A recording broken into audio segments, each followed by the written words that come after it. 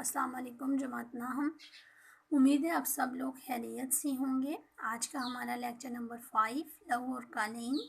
کل جیسے ہم نے پڑھا تھا کہ لہو اور قالین ایک ایسا ڈرامہ ہے جس میں معاشرے کے حساس ترین افراد یعنی فنکاروں کا اور مصوروں کا ذکر کیا گیا ہے کہ جو مصور ہوتے ہیں وہ معاشرے کے حساس ترین فرد ہوتے ہیں۔ وہ اپنے فن کو اپنی زندگی سمجھتے ہیں، وہ زندگی کی آسائشات کی خاطر اپنا فن نہیں بیچتے، اس لیے مصوروں اور فنکاروں کو بھی معاشرے میں ایک عظیم مقام دینا چاہیے۔ آج ہم اس سبق کے سوالات کے جوابات کریں گے، تو تمام سوالات کے جوابات شرح سرمایہ پہ موجود ہیں۔ میں ایک دفعہ آپ لوگوں کے ساتھ تمام سوالات کے جوابات آپ لوگوں کے ساتھ شیئر کرتی ہوں، آپ کو سمجھا دیتی ہوں، پھر آپ نے اس سے یہ یاد کرنے ہیں۔ پہلا سوال ہے، تجمل نے اختر کے بارے میں کس قسم کے خیالات کا اظہار کیا؟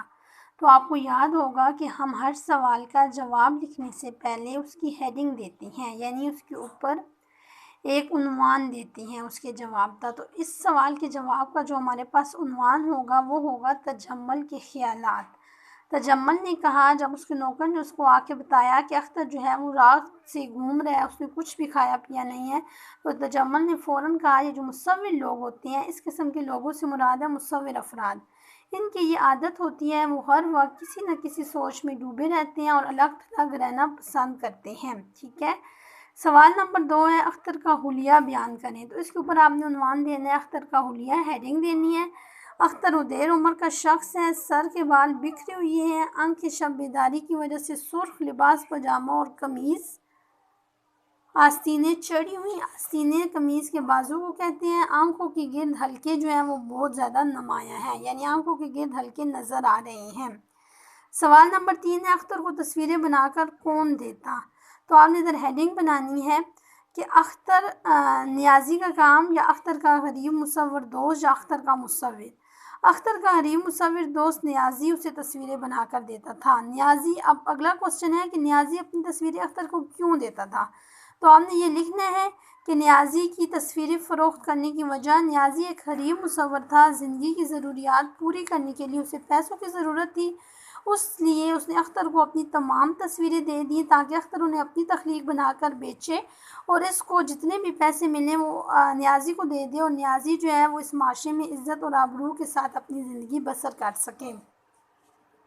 نیکسٹ کوسچن ہے آپ کے پاس، تصویریں اختر کی نہیں بلکہ نیازی کی تھیں، اس انکشاف پر تجمل کا رد عمل کیا تھا؟ اس کی آپ ہیڈنگ بنائیں گے تجمل کا رد عمل۔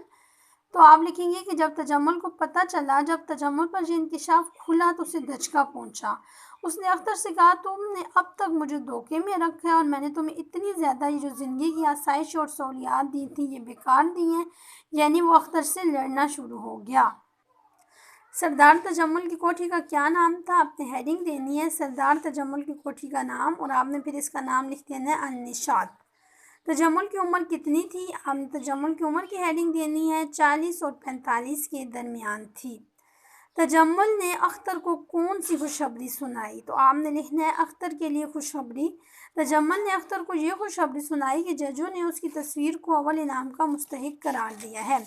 اختر 2 سال قبل کہاں رہتا تھا؟ اختر 2 سال قبل ایک تنگ و تاریک گلی کے خستہ اور بدنما مکان میں رہتا تھا۔